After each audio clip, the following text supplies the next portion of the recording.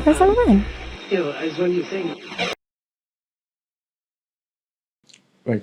I feel like the point of music, or music, is supposed to be at its core an auditory exchange, and it's supposed to be left to the interpretation of listeners. Therefore, what's Yeah. the point of a music Music video? video. I feel like the listeners are not just auditory; they are also visual. Wow, that's let's hold on, because I've not thought about those two words Yeah, as being connected. I similar. mean, the thing is, we're sensual, sensory human beings. So there's touch, there's sight, ears, and all. And I think human beings operate best when they are using all these senses together. So music being auditory means that it primarily engages one part or one of these senses more. But how do we extend that experience for the audience? I mean, it would be great if the audience could touch the music, but they can't. It would be great if they could smell the music, but they can't. So we can make them see the music, or see things that remind them of the music, or see things that spark the emotions that the music is supposed to portray to them. I guess that's why from the invention of television, it was just a matter of time, or invention of visual capturing system. It's just a matter of time that the visuals got attached to the auditory experience. Yeah. So you're saying we don't only listen with our ears, contrary to what we've always known. I mean, I guess the window or how music goes into our body to spark whatever it sparks within us is through the ears.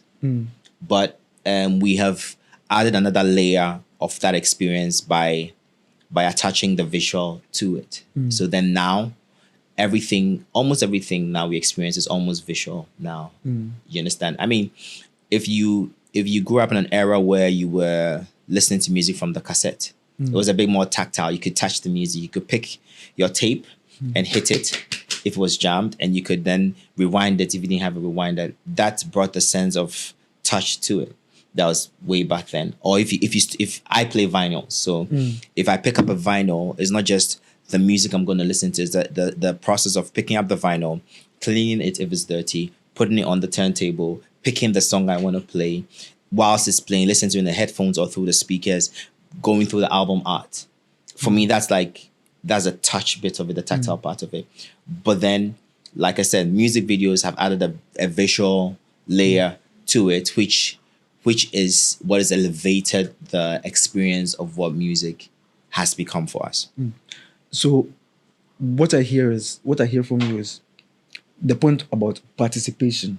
Yeah. That, and I get that. I guess my question really is, the job of our ears is to listen, and that's Yeah. what I'm pressing you on.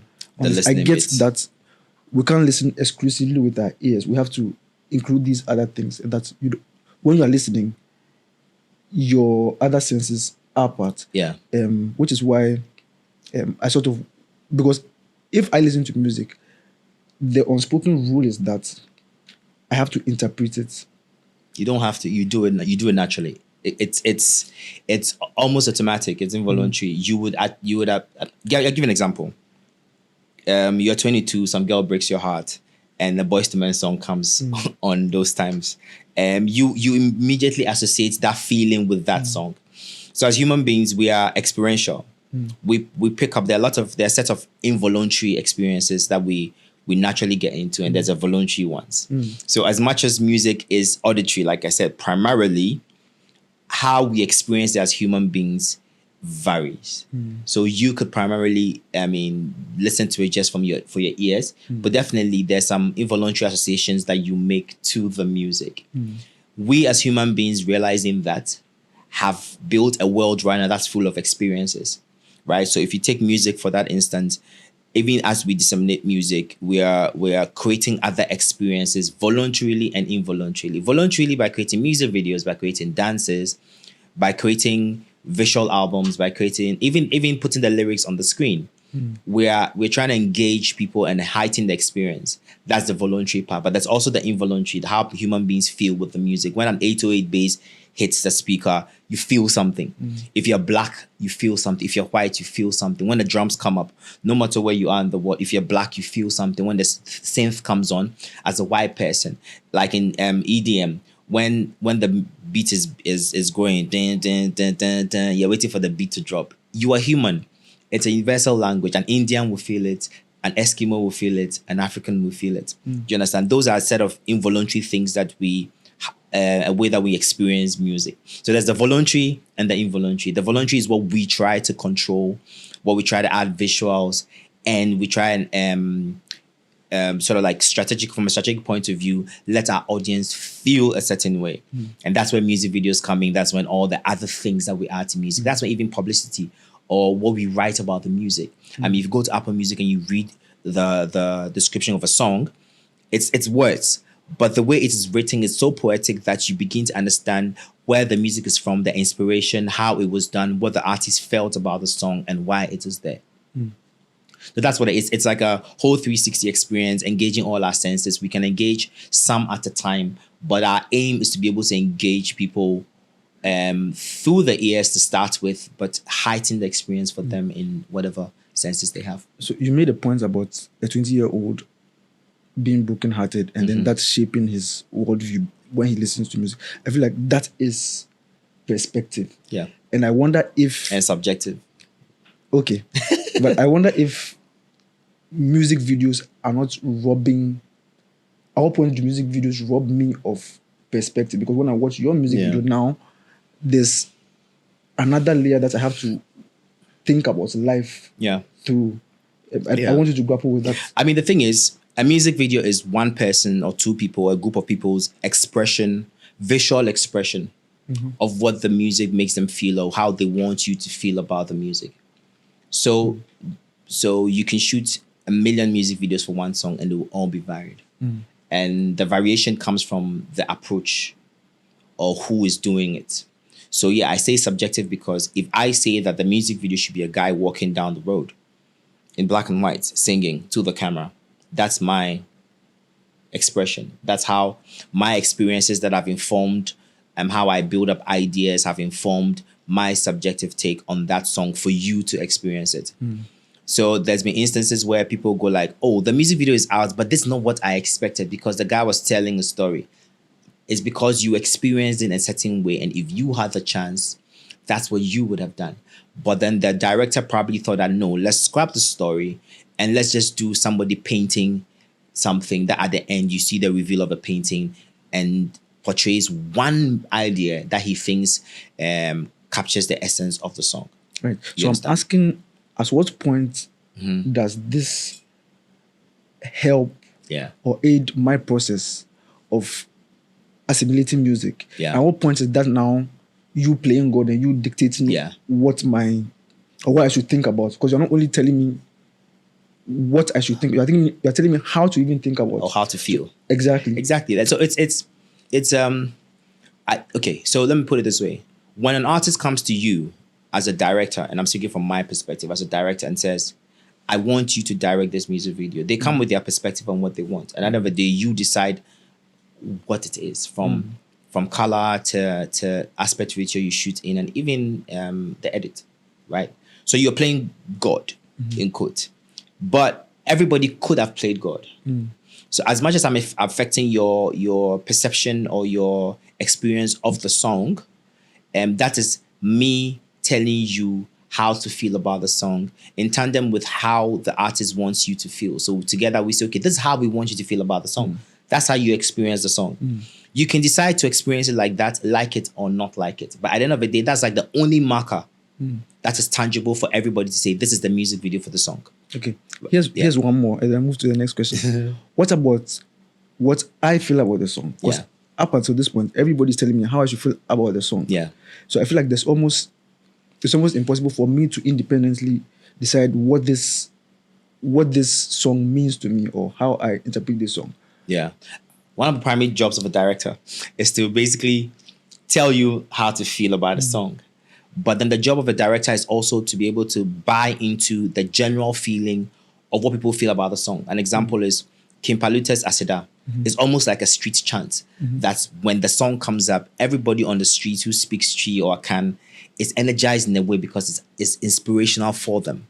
If you do a music video of Kim Paluta sitting by a car with a girl, what you've done is you were not sensitive enough to the wave of the song, and you've put out visuals that the masses will not agree with. The only reason why you can do that is if there's a greater good, or you take the masses from one point that you feel is low and you're taking them to another point, then you can go that route, right? But if you divert from the general feeling of the song, people will not like the music video.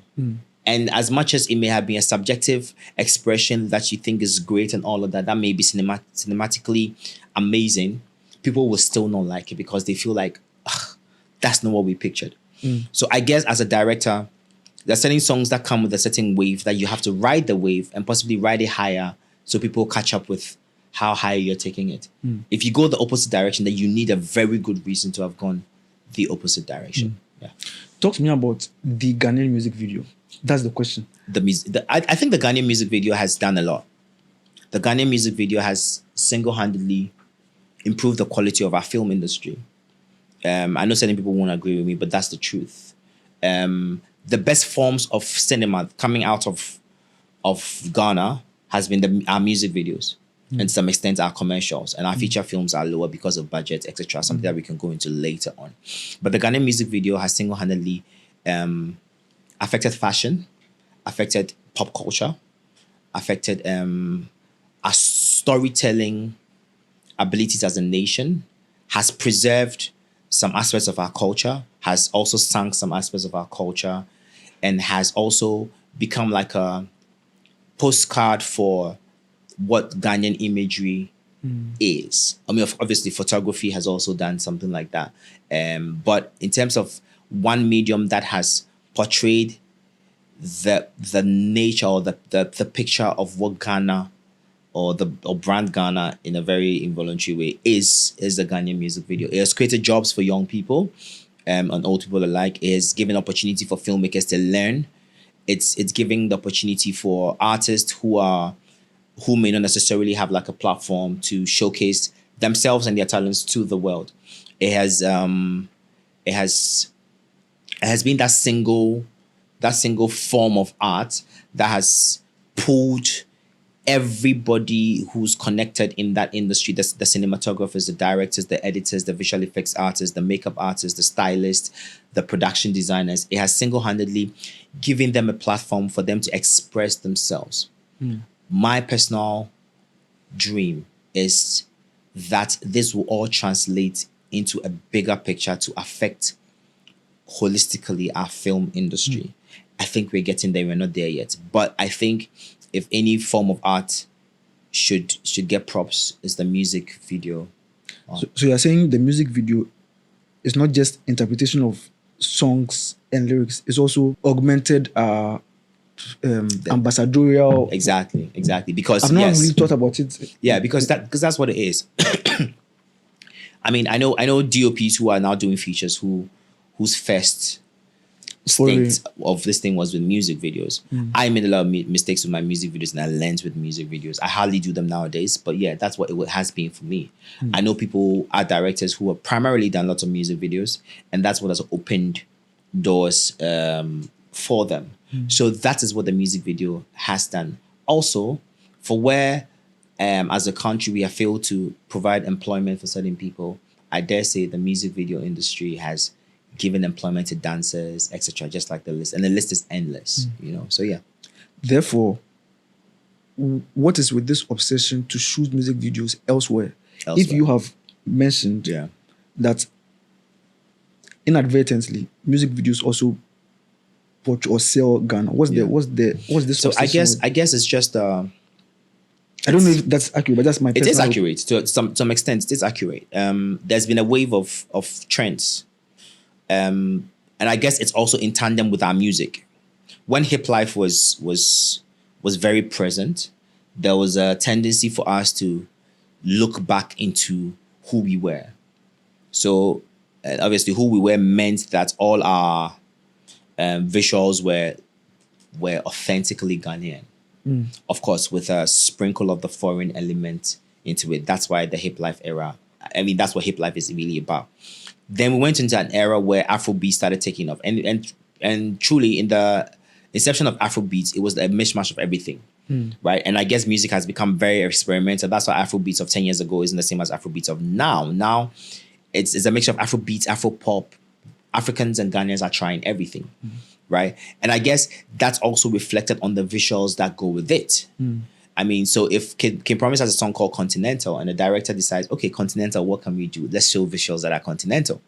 Because the musicians at the core are now exploring themes that are a bit more global, there's also the inclination for those who carve the visuals to also start looking at things like that. I give you a personal example. I shot Adonai for Sarkodie in South Africa. Why South Africa? Why not Ghana? Just because we wanted visuals that was more aspirational for the Ghanaian. And maybe fun facts, just because no church in Ghana wanted to give us the permission to shoot in the church, so yeah, we decided to go to South Africa. But then obviously that was the reason why. Create visuals that were elevated and aspirational for the song. There have been videos I've shot that I've had the opportunity to shoot outside, but I insisted I wanted to shoot in Ghana, because an example is ELC Mustafa, which we shot in the Cape Coast Castle. Okay. Which obviously the idea to do it outside was appealing, but then I wanted to tie it down to the weight of what Cape Coast Castle is and the theme of that place, and then buying it or putting adjacent to the song, really.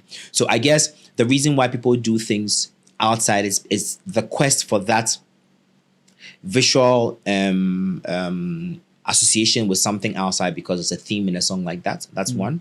Or two, just because everybody is shooting in Ghana, form of differentiation. Okay. Also psychologically, because they also want to buy into the or pick that part of the audience, the primary audience brain of, oh, this was not shot in Ghana, so a lot of work went into it. Okay. So there's several reasons why people will do that. Sometimes it's just as basic as artist A and artist B happen to be in Paris. Okay. If we're here together, why don't we shoot something? Yeah. Right. So the reasons are very strategic at the top and sometimes very flimsy. But these are all reasons why people will do that. You mentioned aspiration. I wonder, are you saying we cannot achieve aspirational in Ghana? We can. And this answer may sound political, but there's a reason why everybody is jackpotting and leaving the country, because we feel like there's greener pastures out there. And at the core, it's something that Ghanaians believe in. I personally don't believe in that 100%. I'm adding 100%. But it's something that Ghanaians generally believe in. So then if artist A is able to shoot a video in a small town in Yugoslavia, but doesn't look like Ghana, to the person on the street, hey, Charlie, the person travel way do. Yeah. And then you give him some level of street cred because you feel like he's doing well. At the end of the day, the entertainment industry is full of facades. Let's not lie about it. It's full of packaging, like they say. So you definitely need to do something for people to feel like you are a certain way. I've shot music videos for people that cost 50,000 cedis, and they come on air and say it cost them $80,000. Well, I leave them to say that because that's the PR they want to put out. But life is about PR. Entertainment is about PR. Hollywood is about PR. Politics is about PR. So, I mean, if somebody decides to twist the narrative to their own good and is strategically grounded, that's fine. Wow, but music is also supposed to be authentic. It's all about authenticity. Yeah, sometimes the authenticity comes from a place of lies. And that's what makes it authentic. Explain. I'll give you an example. If a Kumasi boy is talking about well, it's maybe now it's authentic to him because that's what they do on the streets. But is it authentic to Ghana? It probably isn't. Asaka music, is it authentic to Ghana? It probably isn't, but they made it their own. So now it's authentic to them. When you go on the streets of Kumasi and the boys gather and they're doing their thing and they're rapping and they're throwing gang signs, some of them they don't understand. But that's now become authentic to them. Perception is reality, like they say in advertising. I would accept aspiration. Yeah. I don't know if I want to accept authentic. Oh yeah. I mean, there's still artists who staying authentic. One of my favorite artists who's staying authentic is Kofi Kinata, who's a brilliant storyteller, right? And he tries to do that with his music videos and his music. And the thing about Kofi is when you listen to his music, you're already picturing the story, which is what we are. We are primarily a people who tell stories, you know, so that's authentic. You get my point? Sarkodie's No Sa, where he's talking about how he's picking up a girl and the guy who has the girl can't afford the girl. Is the reality of what's happening now. Is it authentic? Yes. Is authenticity based on a certain created reality that people are trying to package and all of that? My head is spinning. Like, Exactly. So to think about authenticity on the foundation of a facade, that is something. But that's what it is. That's what it is. Because really, the way we even dress in our music videos. I recently watched a music video. The guy was standing by a graffiti wall somewhere in Labadi wearing a fur coat. I'm like, bro, that's hot. Pun intended. But like, hey, like, how can you do that? But is that authentic? It's not. But in his head, it's authentic because for him, he wants to be out in Canada. So that's him faking it till he makes it. You have thrived because the general perception is that you have been authentic, and which is why you have stood out. Yeah. And that's another reason why I probably don't do music videos as much anymore, because authenticity is rare now. And a lot of people are producing things that are not authentic. So personally, I find it difficult to use the word vibe with them, because then I can't be non-authentic, unless of course I take it from a satirical, like a satirical point of view and say, okay, fine, let's create something that's not authentic because we want to mock the facade. But yeah, I'm not that kind of a person, so I would rather stick to what I do. That's why maybe now my work is more in documentaries and advertising, in features, etc. Because then that leans more to authenticity, because I think the depth of there's so much to uncover as Ghanaians in our culture, in our symbolism, that we haven't started yet. And for me, I feel like that's a better place to go to dive deep, because it's endless, than to fake it. Because to fake it, it means that your next thing has to align with the one you did before, and the third thing has to align with the first, and the fourth has to align with the first. It's just too much work. I'd rather flow in a space where I'm being authentic, right? So if you look at it, there are musicians who would release a song and the next song is different and the next song is different, but they may be authentic to themselves. An example is, say, Walasi. Or you listen to a song by somebody who's doing different things, but you realize that it's not being themselves. A name came to mind right now, but I won't mention.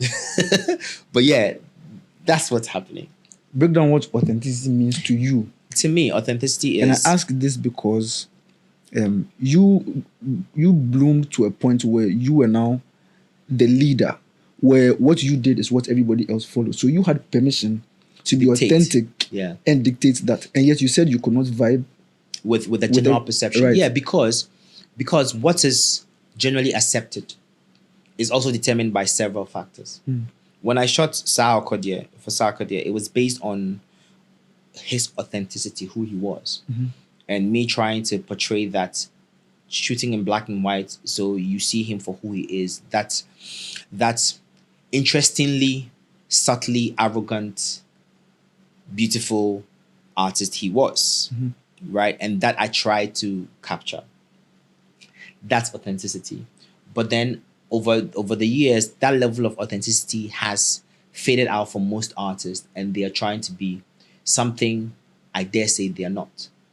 But then that's their reality, so they become that. So the show off of the $1 million, the show off of the cars, the show off of the number of girls around them, but they still show up for a meeting in an Uber. I can't. But why do you care?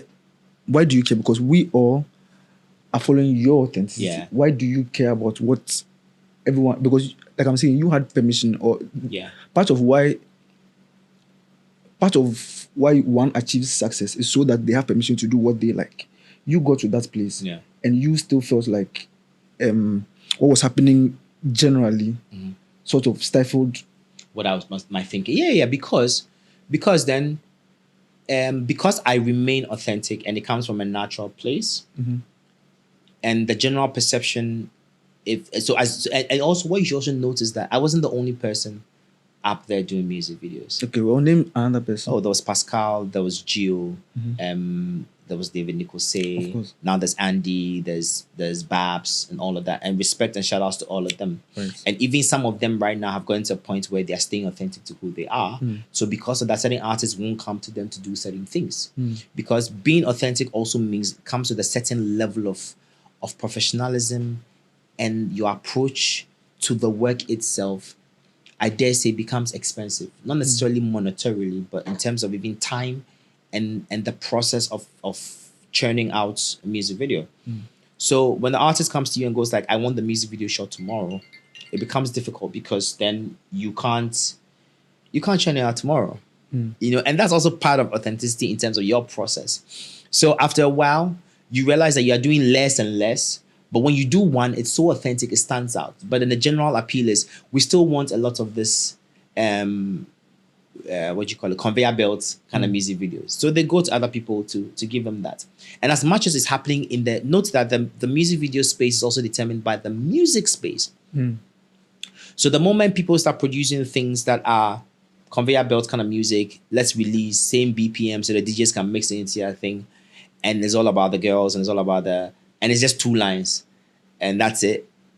It becomes difficult for you, the music video director who wants to create authentic stuff, because now they want things to go. I have friends who have done stuff like that, who can just create it for you just for the business, right? And they do things that they create for themselves. So I guess that's the point. When the general masses want something like that, if you can do it, you do it for them. If you can't, you step back and stay true to what you are doing. It means you will do less. Right. Everybody you mentioned, from Pascal to Babs to, they all are distinct. Yeah. We've touched on one of the things that made you distinct. That's authenticity. What else? Because I would look at your work and say, oh, the polish of your work is another thing. Talk to me about these other elements that made you stand out, in your opinion. From my perspective, I think for me, the most important thing is work ethic, maybe, and my approach to work.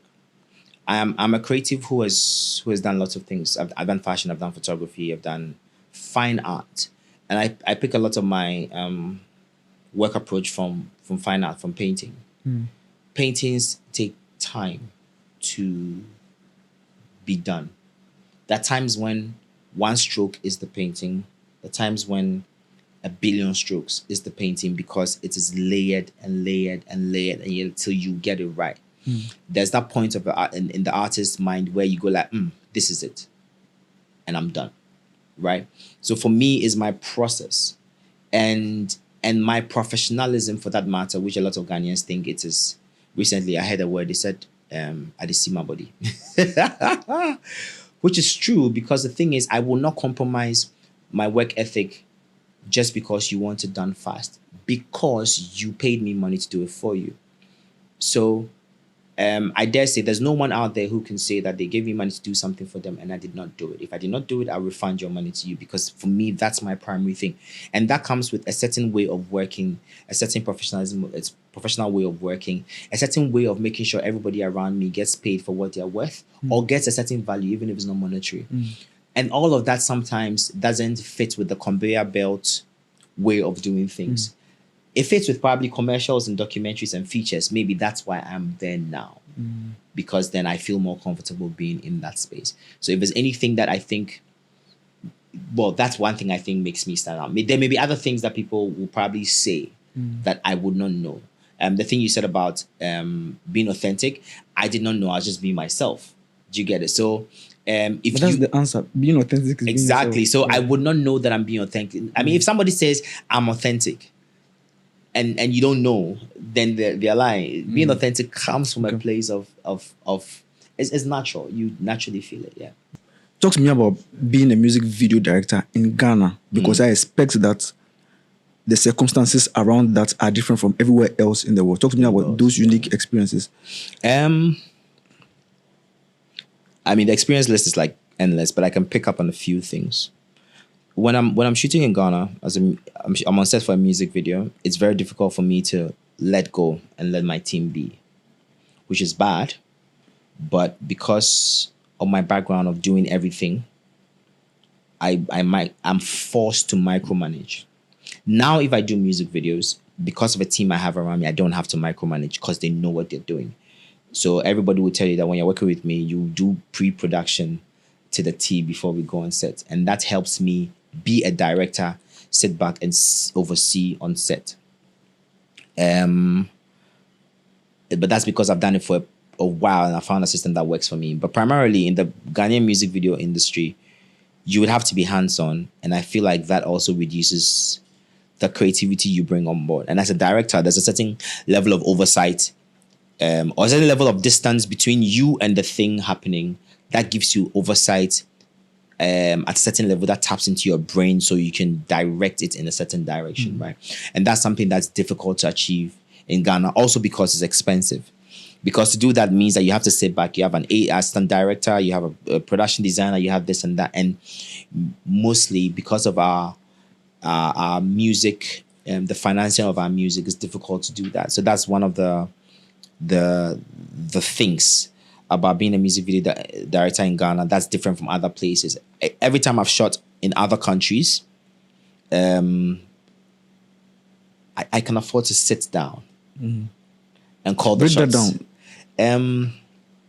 I shot something in the UK recently, and I will tell my DP what I want to do, and my DP will break it down to the camera team, whilst I talk to the artist what I want to do, and then I get to sit behind the monitor, and the take happens, and I go like, okay, I like this take, or let's do another take, let's vary it this way, and I'm sitting down and it happens. I can't do that in Ghana. I can try, but things will go wrong. And I guess that's also the fact that generally Ghanaians are not intentional. And that's a conversation for another day. But yeah. Those are your words. Yeah, my words, and I'll stick to it. I can defend this anyway. Ghanaians are not intentional from the top to the bottom. So yeah, that's one thing. I guess the other thing about being a Ghanaian music video director or directing music videos in Ghana is... obviously I wouldn't say money, but yeah, money is always a problem. Money is always a hindrance. Yeah. But yeah, that's also another big thing. But for me, generally, I feel like it's just maybe the state of our industry or how our industry has grown, that there are certain things that we don't have in place yet. That's why as a music video director, you have to put in more effort. How I have approached this is use music videos as a way to, it's my creative gym, sort of. Like, go shoot a music video, work out your brain, stress yourself out so that you are used to the level of stress, which you can then buy into this muscle to shoot something else that has a bigger budget and your client expects certain KPIs that you cannot afford to not deliver. So that's I'm a very, it's bad, but what can I learn out of it kind of person. So that's how I have used that. Yeah. I worry, or rather I suspect that one of your fatal flaws is that even if you exist or operate in Ghana, you have insisted on not going by the rules. You have insisted on choosing the global standard instead of the Ghanaian standard. That's your question. Then again, you see, the thing is, I think standards are standards. But there's a way a Ghanaian music video is expected to look, for good or for bad. Yes, I know. But then standards are standards. Right. Because if I'm shooting on an FX3 and somebody in Canada is shooting on an FX3, we have the same standard. If I'm putting on YouTube and they are putting on YouTube, we have the same standards. I can't afford for my video to be overexposed. That is technically wrong. And they have the exposure right. And nobody will pardon me because I'm Ghanaian. I want to win an Oscar. Right, for Best Director. And I'm saying it here, I want to win an Oscar for Best Director. So I can't think like all I want is Best Director at the Ghana Movie Awards. I can't think that, right? Because the Oscars is definitely higher than that. Let's be frank. So I want to win an Oscar as a Ghanaian. So I can't be thinking at a certain level. So I'm a kind of person that when I do something, people go like, yay, that was nice. I moved on when I put it out. Because then there's a craving to do something else. So the thing they call Ghanaian standard, there have been times where I've done things to the Ghanaian standard and I regretted it because then I had sleepless nights. Everybody thought it was okay, but then this is me and there are videos I've put out that I don't watch again because I know where the mistake is, and it haunts me forever. Maybe that's just me, and there are few people like me out there. Right. You know, there are people like me out there, and that you see their work, you go like, was this shot in Ghana? If you say that about my work, then great. It means I am aiming for a certain standard and even higher. One of the attributes that you have that has accrued you a lot of flack is how vocal you are. Because I remember you. I haven't started though. So I remember you on a number of occasions tweeting out and predicting how a music video is going to end. I'm not going to name the director. Yeah. It was a Nigerian director. You're watching, or you're describing a music video, and you are like, oh, you don't know. You can almost tell what the end is going to look like. It's going to be this sequence. Yeah. Why did it end up like that though? Was I right? I'm not going to answer the question. Oh no, I just want to, because I forgot to. It did end up like that. Okay. But why do you feel the need to do shall I call it social commentary? But why do you feel the need to sort of critique other people's work? Yeah. Actually, why do you feel that responsibility? Actually, I haven't critiqued people's work intentionally. Okay, I'm using the word critique loosely. But now I want to. Now I want to because I feel like the way we see critique in, I'll say Ghana, because I'm Ghanaian. In Ghana, is bad. We need to critique each other. People need to learn to take criticism. I'll tell you one of the things that give me a thick skin. I shot something for an artist, and the press was all over because it wasn't a good video. And I admit, right? And I was questioned live on live TV, ETV. I remember I was on air, and I didn't know that's what they're going to talk about. And they called the artist, and the artist said something that was PR, nice PR, which threw the blame back on my table. I was so distraught on air, right? But yeah, I admit it was my mistake. And it was my mistake because I was trying to do things the Ghanaian standard, which I didn't know how to do. That should tell you that Ghanaians know what the standard is. If somebody else had done that, would they have held them to that standard? Maybe not. Maybe because it was me, which I totally understand. You understand? So it's like we have to critique each other. We have to say things politically, socially, religiously, economically. We have to say things. We have to critique each other because charity begins at home. When we do it here and we correct our mistakes, then we become better. Then we can take on the world, because we can't conquer the world if we're not bold enough to say things that are wrong to each other. I have friends who critique me. And shout out to Yao Skyface. He's like a brother to me. When Yao does a video, he sends it to me. Charlie, what do you think? I tell him, Charlie, we want you. And we do that vice versa. Pascal, I'm like that with Pascal. Pascal will call me and tell me, yo, this, I don't think it's this. Right? We do that because somebody will say, those at the top collaborate. That's the difference between those at the top and those down there. If you want to critique and you can't take it, you can't grow a thick skin. But then again, you guys are the cool guys.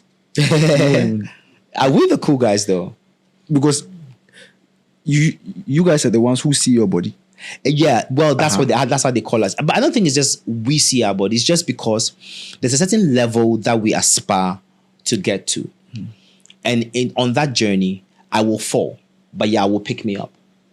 And as we're going, we'll find out that, oh, Pascal just slipped, and we'll pick him up. And as we're going, Pascal will realize he's taking 2 steps forward, but we are not there. So he will drop a rope and pull us up. Right? So we see our body because there's somewhere we are going that the rest down there probably do not want to go. But the truth is, if they join the queue, they'll realize that we are willing to pick them up, because we know as Ghanaians, we're coming from a place of lack. We don't have, so we are street boys. We need to gather and collaborate and pull ourselves up.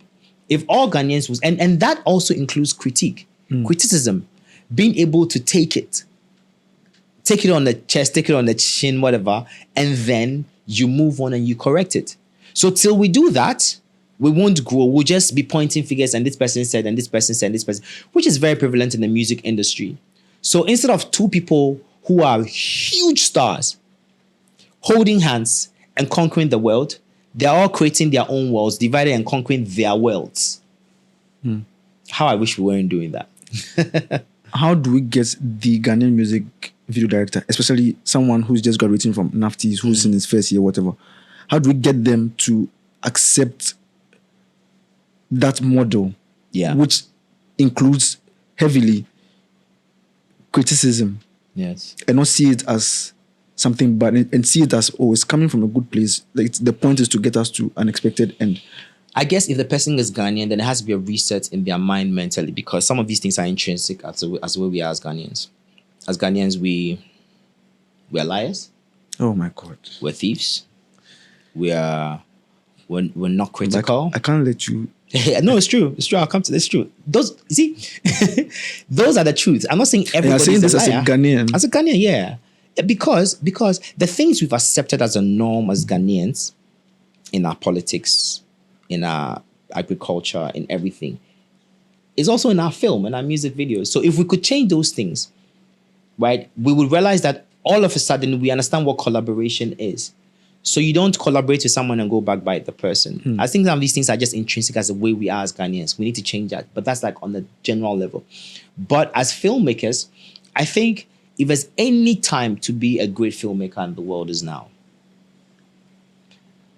An example is, if you shoot on an FX3 and somebody shoots on an Arri, you primarily have similar picture quality, right? But it's your storytelling that determines that. So the ground has been evened when it comes to selling things, access to equipment and all of that. Now we can't use that as an excuse. So now our true worth is showing. Our non-investment in ourselves to be able to tell stories is showing. And that's the only difference between us and other parts of the world. So if you really want to make it as a music video director, and for that matter, a filmmaker and a documentary director, or documentary cinematographer, whatever, it's just about improving the things that you have as your advantage. And what we have as advantage is our storytelling abilities, which other people do not have. So we need to start building that. You have to study to show yourself approved. You can't expect when you haven't put in the work. Right. 2 final questions for you. The TikTokification of music videos. Yeah. And I want you to use that and then look into the crystal ball. Yeah. I think it's great. I think it's great because... You think it's great? Yeah, I'll tell you why. Every industry has cycles, right? And at the end of the cycle, there's a huge change that the industry has to adapt to. And change is inevitable for that matter. So we've gone through a cycle where music videos, blah, blah, blah, blah, blah. We're at a point where even TikTok videos have more views than music videos that are put on YouTube. What it primarily means is that the output form has changed or is changing. The creation process has not changed. Even if you have a few seconds to work with? No, it hasn't changed. Okay. So if you were creative, then it's going you to should be creative. Right. Now. Right. Now it's just revealing people's flaws, throwing the ball in people's court, throwing the advantage to certain people, putting certain people on the mountain and putting some below. Now people have to climb. But very soon, when they're up there, people will have to descend. It's a trend. It will change. Therefore, I was having a conversation with an artist 2 days ago. And he was talking about how he wanted me to do a music video. And I told him, I don't think you should do a music video. I think you should put that money into doing short form content. 4 or 5 pieces of short form vertical content that would engage your audience on these platforms over a period. And you will gain the same amount of traction. The only difference is your content will not go into certain spaces, say, let's say for consideration for Grammys but what do you want from a strategic point of view? Do you want to play shows? Then the people who come to the shows, you should have a certain level of top of mind awareness with them. So that's what you should do. And eventually it will be cheaper. Now, this advice I'm giving to him is probably worth $2,000, $3,000, right? Is it cheaper for him? If he was paying me, it won't be cheaper. He still pays X amount of money, but he gets small 5 short videos and he still engages his audience. This came from a place of experience and creativity. So it hasn't become cheaper. It hasn't become easier. If everybody who puts out a video gets 10,000 views, then maybe the aim is 100,000. Because if you're getting 10,000, you're not doing anything. You're just a mere civilian, right? But if you say you are a soldier, then you should be getting 100 million. And what do you do to get 100 million? So I don't think it's really affected everything. The outputs, yes, it has. Strategy, yes, it has. But the skill to still deliver and create the content is still there. So imagine if the approach of music videos, we would take the same approach into creating short form reels. Imagine the quality of things we'll be putting on Instagram because people are doing that. Finally, how much of music do you listen to enjoy yourself? Because I suspect that as a creative, as long as music is playing, you are coming up with the treatments. You are doing this, you are doing that. Talk to me about at what point do you enjoy music? Or do you enjoy music at all? I actually do enjoy music a lot. And I said something in the beginning, I listen to vinyl records because I want to enjoy the music. It's just because you see yourself. Well, like they say, but yeah, I want to enjoy the music. So I'll probably buy a vinyl and play the vinyl because I want to enjoy the music. Of it. Exactly. Right. But I do enjoy music. I won't lie that sometimes it sparks certain things. Like an example is I'm currently working on a feature film and I'm shortlisting Ghanaian songs that could possibly be on the soundtrack for the film. So I'm listening to a lot of Ghanaian music. I enjoy it. Sometimes I hear the song and it sparks ideas of how it will fit into the projects I'm working in. So I kick into work mode. But I do enjoy music. And truthfully, I think there's some great Ghanaian music out there. Plus, there are other things I do that requires that I listen to all music that comes out of Ghana because I happen to be on a committee that has to do that. So I listen to a lot of Ghanaian music. So therefore, I know how bad Ghanaian music is and how great Ghanaian music is. So I listen to a lot of music, sometimes for work, but sometimes to enjoy. But I think the music that grounds me most as I'm growing older is Ghanaian music. Yeah. You're a deeply troubled man, but I'm praying for you. In a nice way. Thank you for this. This is too short. Yeah, this is way too short, but I've thoroughly enjoyed it. I'm going to cross it off my checklist. Thank you too. It's been nice. Nice to see you again. Don't spoil the microphone.